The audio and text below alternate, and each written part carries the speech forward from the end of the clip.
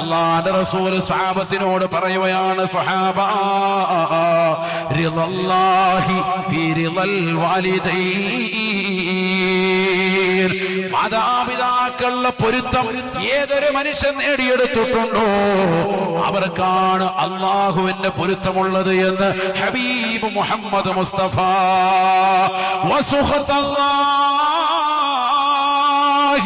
വസുഖത്തല്ലാഹി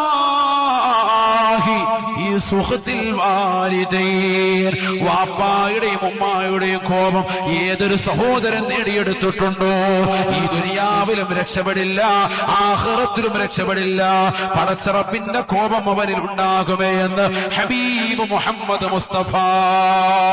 എത്ര സമ്പത്ത് നീ ഒരുമിച്ച് കൂട്ടിയാലും, സമൂഹം നിന്നെ ഉയരെ ചെയ്ത് ഏറ്റവും വലിയ പന്താവിലേക്ക് എത്തിച്ചാലും, സമുദായം മുഴുവനും നീ ഏറ്റവും വലിയ ധനികനാണ്, വലിയ അനുഗ്രഹങ്ങൾ കിട്ടിയവനാണെന്ന് പറഞ്ഞാലും, വലിയ വീട് വെച്ചുകൊണ്ട് പാർത്താലും, വാപ്പായുടെയും ഉമ്മായുടെയും കരച്ചിൽ വീണിട്ടുണ്ടോ നിനക്ക് ദുനിയാവിലും ആഖിറത്തിലും രക്ഷയില്ല.